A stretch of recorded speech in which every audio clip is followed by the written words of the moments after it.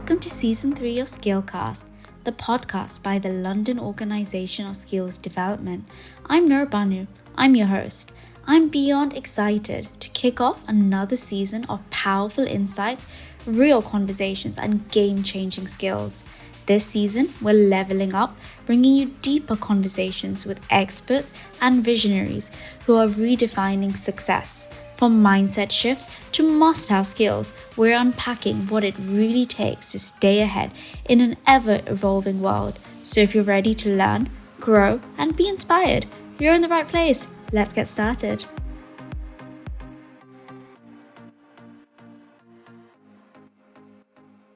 Welcome to the SkillCast podcast. I'm actually extremely excited about this particular one because we've been friends online for some time now, and we've been talking about meeting in real life for coffee. So instead of meeting real life for coffee, we decided to do it in real time over a podcast. It's perfect. I know, perfect timing. I know. As we should record this. So, in general, how do you like to introduce yourself to people? Well, I'm Cassidy Amber Chapman. Mm-hmm. I am a life coach, holistic life coach, author, speaker, and transformational artist. And I help people love their lives and build lives they love. And so the things that I love is just the personal development industry is everything to me. Wow. I feel like we have a lot of synergy just having that introduction. Yeah. So if you don't mind me asking, what's your age? I'm 26. 26, wow. Yes. You're actually younger than me, and you've done so much in your life. A lot of transformational life coaches that I actually speak to have kind of are in the middle ages. They've had some sort of a midlife crisis, and at that point, that's when they start to become a coach because they feel through their life's experience they can really, really serve them and add value to their lives. So you're obviously quite early in that journey. At what age at what point was it that you said, I think I'm ready to, I feel like I have enough knowledge, enough experience to actually add value to someone's life, transform their life? Yeah. Actually, my business, I started it around 4 years ago. So that was 22. And I have been coaching for many years. I was helping students get into college, and then I was helping students in college. I was coaching college students to prepare for their careers. But after, I really thought I was going to be a doctor. I thought that was the path that I was on. And so I put everything into that. I studied neuroscience. I studied really hard, and I thought I wanted to help people heal. But I understood later through my life experiences that I was going to heal people in a different way. And the reason that all started was because around 15 years ago, 12 years ago, something like that, I started having mystery medical symptoms. So I had gained over 50 pounds in under 3 months, eating less than 500 calories per day. I was getting dizzy and nauseous. I had so many symptoms come to me all at once that it was kind of debilitating at a very young age. So that was really young at this point, right? And I went to doctor after doctor, test after test, and they kept telling me that I was fine, that I was all right, that it was all in my head. Until 2 years later, when I went to every doctor you could think of. I did every test you could think of. And he finally gave me a medication that drastically helped with the symptoms. And I'm very grateful for this doctor. I'm very grateful for the medication. However, it was suppressing the symptoms. And I gratefully suppressed those symptoms for 5 years. And after those 5 years, I went through a health crisis. And in this health crisis, I had physical pain so painful, it felt like knives were ripping me open from the inside out. That physical pain was so painful that I started having panic attacks every single day because of the pain that I was in. And I was scared that I was going to feel pain, but I was already in pain. Those panic attacks got so bad that they would wake me up in the middle of my sleep to have a panic attack. And I remember waking up at 3 a.m. from a panic attack. And I just looked up, and I didn't know who I was talking to at the time, but I just said, God, please do not wake me up tomorrow. I was in such unbearable physical pain, it felt like life was not worth living. And during that time, not only was I going through a health crisis, but I was also going through a life crisis. So during that time, I also had ended a 15-year friendship that had felt like a divorce. I mean, it really did feel like a divorce because our lives were so codependent upon each other. It felt like ripping two families apart. Families fighting, taking things back, and it was a very toxic friendship. But when it ended, it was really, really hard. And during that same time period, I also was broken up by who I thought was the love of my life at the time. Your first love you think is the love of your life. I think we've all been there. And during that 1 year period of all of this happening, I also had 4 family members die. And during that time, this was also in the middle of this 1 year period, COVID happened. This is when the world was breaking down with me.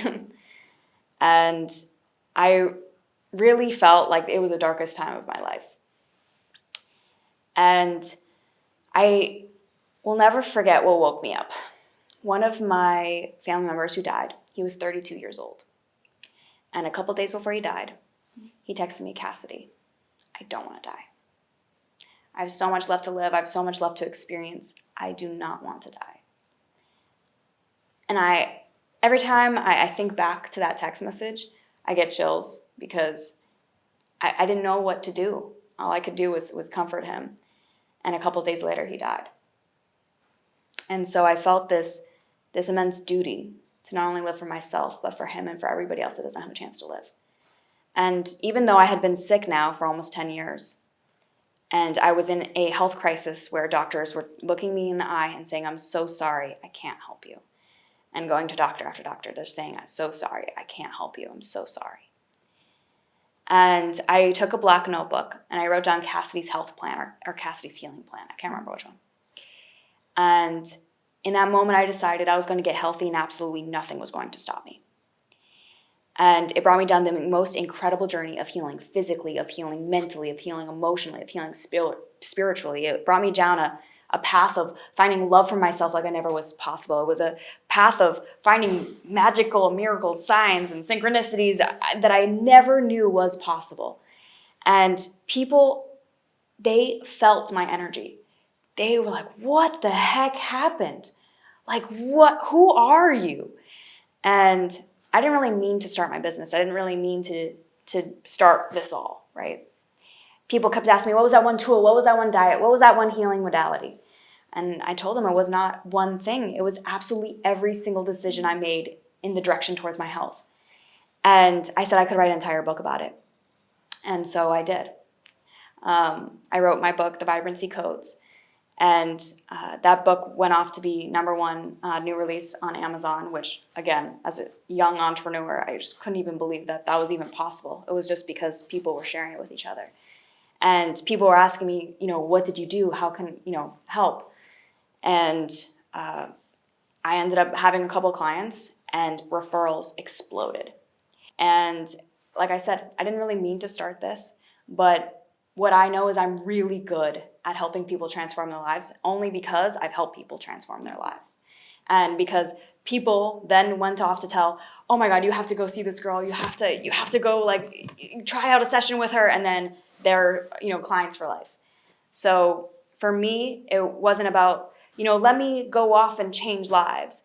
It was people feeling the difference that I had gone through. It was like I had this beacon that all of a sudden just was radiating, and people were like, I need whatever that is.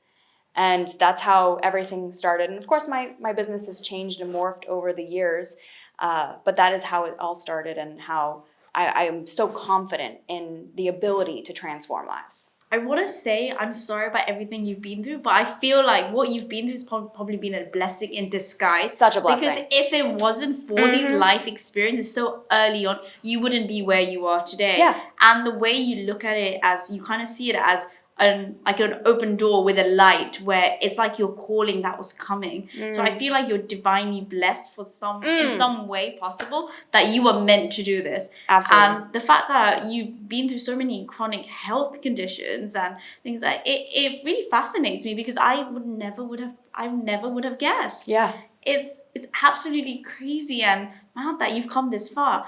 But from one thing I picked up on, your initial starting point was, you said journaling. Is that correct? If I understood correctly? It was just it wasn't exactly journaling because it was just me writing down as if I was going to make a plan.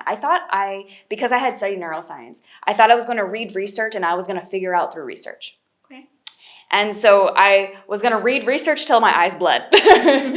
And that's why I wrote down Cassidy's health plan.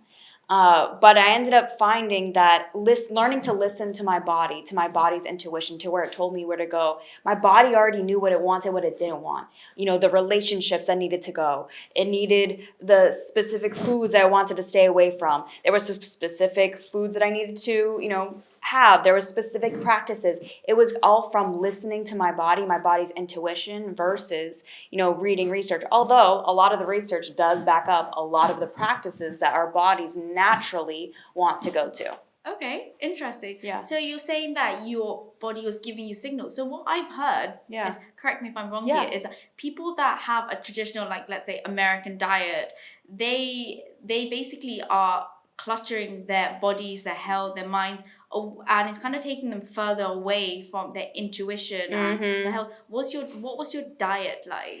So what I know that really radically changed my ability to hear my intuition is taking out sugar. And that I don't mean sugar from fruits or some natural sugars like in dates and things like that, or honey, but I mean refined sugar. And I know that because what we've seen is that it's more addictive than cocaine. Like the way our brain reacts to sugar is so significant. And so when I took out sugar from my diet, now I don't need to say that everyone needs to take out sugar from their diet, right? But since doing so for myself and from the cleanses that, my clients have done and things like that, there's this immense ability to be able to hear what your body wants. And also, all of a sudden, your mind is clear from that addiction. So then you can hear the next steps, if, whatever you believe in. But that gut feeling, that intuition, that divine guidance, all of a sudden is amplified and you can hear it much stronger. So was it just the sugar cutting out, or was it anything else that you did? The reason that, it's funny, people are like, what's that one thing? It's not one thing. It's not one tool. It is absolutely every single thing. And that's why in my book, I talk about the 12 different codes to be able to create that health for yourself. It's the diet, which is being able to listen to your body and what it wants and what it doesn't want. It's detoxes, because we're in such a cluttered, toxic world. It's learning how to move with joy instead of like trying to lift weights in a like you're feeling sweaty kind of way. Like joy while you're moving is so important. So there's so many different pieces. I almost made healing my full-time job. Like I went 40 hours of just healing, meditation and mindfulness and just listening to my body, seeing it what it needed, exercising the way that it wanted. It was my full-time job to heal. And so it wasn't one thing. And I know in this society, we want that one thing, right? We want that one fix. But it's what our body needs in the moment. And sometimes our body needs different things in continuous moments, right? For us to shift and change. So it was a journey of continuously learning to listen to what my body wanted, that everything began to change. Because my body already was, pain and illness are just our body asking for help. And when we give it that help, when we give it the things that it needs, that pain and that illness goes away. And so that is what happened for me as well. Wow. Yeah. I love that. So talk to me a bit more about detoxing. So I don't know if you know much about me, so I'm actually a plant-based vegan. I do occasionally eat seafood, but generally I don't have any refined sugars. I only eat dates, I only eat honey.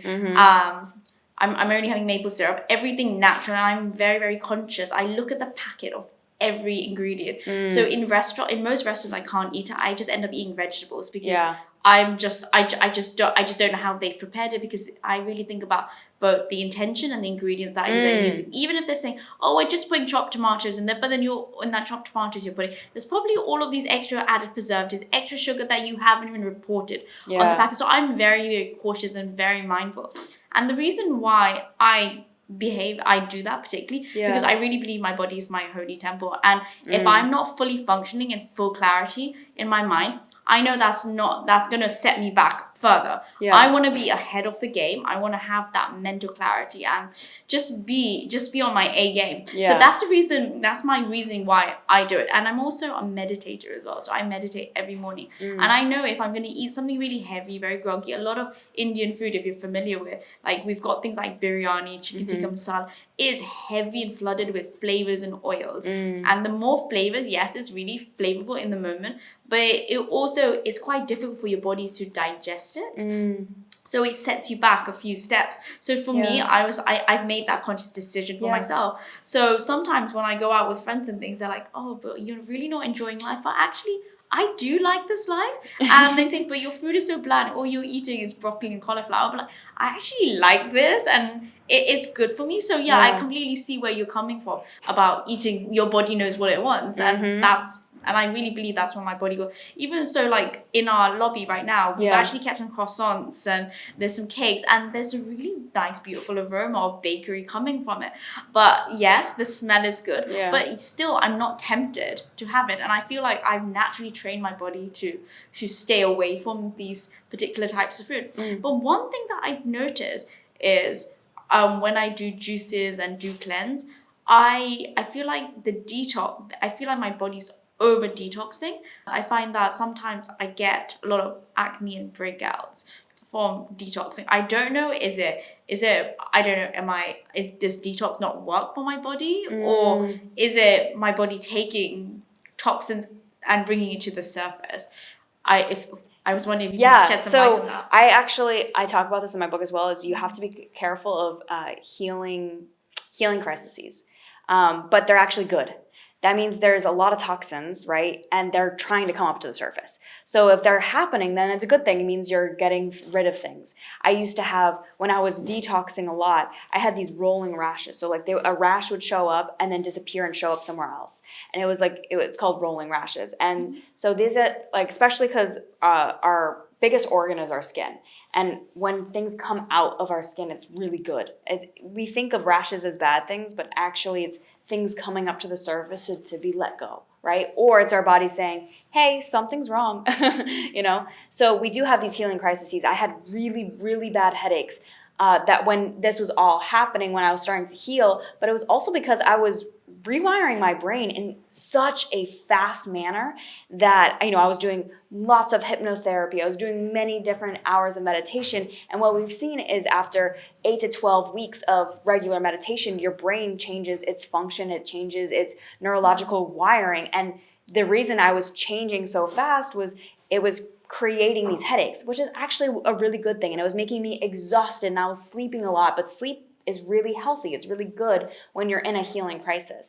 So you may go through healing crises, and this is why taking time to heal is really important. And I know that it can be hard to take time because we have work and you only have 2 weeks, but taking time to heal is really important. You know when you say you have to take time to heal, but a lot of people live very fast-paced lives. They have family, that people who they're financially dependent on them. So if they're in this sort of in this pain, in this chronic pain, and they need to heal, and they know that there's books like the Vibrancy Codes that you've got, and there's so many other good material out there that tells them about the whole holistic approach to healing, but they just don't financially, they don't have the capacity, because in order to heal you need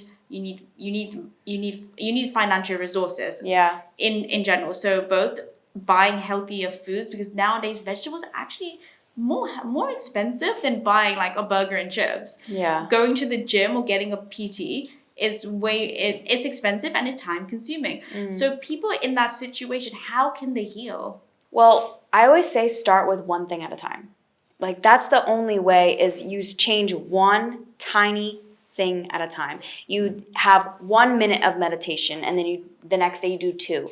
You start off so small so that you're successful. Because what really gets people is that they think they need, you know, they need time, right?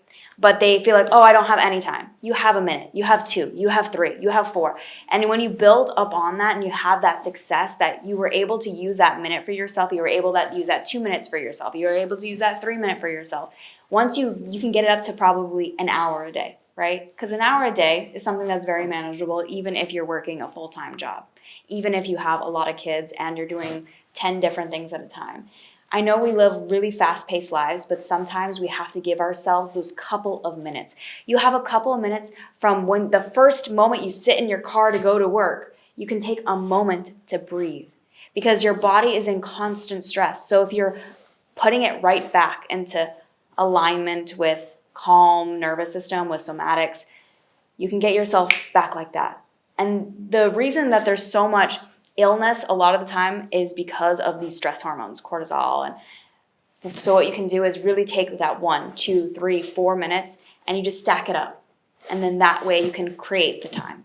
Because everyone has time, you just need to create it. Yeah, it's true. You make time for things that are important to you. Yeah. There is truly no excuses when it comes to time. And I think both of us know, unless you make time, I think it's both time and consistency and commitment to everything that you do. You just have to stick with it as much as sometimes you want. But the issue is when someone goes off, like they've got this whole consistent regime going on, and then one day they fall short of it, and then after they just get lazy. What can they do to stay motivated? I want to challenge the lazy part because it's not lazy. It's you're feeling like you're a failure in some way. And so it's not about laziness and it's not about even keeping that consistency. Although momentum is the greatest force in the universe. Like once you're in momentum and you stay in momentum, incredible things happen. But it's really about, again, bringing it back to that 1 minute. Can I get 1 minute in today? And can I be successful? It's always about just starting. Sometimes if you can't show up, you just have that 1 minute. If I am supposed to do 15 or an hour of yoga a day, right? That's not a commitment I've made to myself. If you just show up on that mat and do one pose, then you can feel successful. Then you will continue to have that habit because it's really about our brains wanting that reward of that we did it. And so we are creating the idea that we need to have this hour, which you probably will do the hour. Once you do one pose, you might just go on and do more because really starting the process is the hardest part. So if you're feeling like, you know what, I can't do yoga today. And right before you go to sleep, just do one pose so that you can then go into bed. You were successful. Like you did it already. So just having the reward system of that you did it is really important. So how would you address someone with the mentality is all in or all out? I challenge that because how has it worked for them before? All in, all out. Well, if they're failing and then they're all out, is it working? I mean, consistent small habits is how our life changes. Consistent small habits is where everything changes. It's the compound effect is real. Right? All in, all out. How is that working for you? Are you willing to try something different that changes your life? Thank you so much for going so deep and addressing that. Before we finish, just on a couple of final notes of people who are quite early on the journey. Who was your inspirational figure or people that you looked up to in your early stages of your journey? Ooh. What were the resources, the books you read, the YouTube videos that you watched that spark that ignited that spark within you? Ooh, there were so many. I probably read around 40 books in a year. It was, I just dove in as if I was getting a PhD in personal development and healing. I was doing it. Well, I would say some of my favorites were The Power of Now, Eckhart Tolle, The Four Agreements, Don Miguel Ruiz. I love Lisa Nichols. She was really helpful in being able to connect with myself, which was really important in my journey of self-love and healing. And I would say those are some favorites. I could go on about all the books because when I say I read 40 books and took probably 17 courses in a year, I really dove in as a full-time. Oh, well, how did you get the time off to dedicate? Well, this was during COVID. So it was kind of perfect timing. And I had just graduated as well. So that summer after graduation, I kind of full went in. This was truly meant for you, this whole transformational journey. I feel like things happen for a reason. And the fact that it happened straight after you graduated, COVID had hit, there was no job opportunities. Yeah. And you took that time for yourself. And that's where the transformation happens. Yeah. And the magic that happens. So truly you are completely blessed, and I do feel blessed. Completely continue helping people on that journey. Thank you. Yeah. Thank you so much. Thank you. Appreciate you. Yay.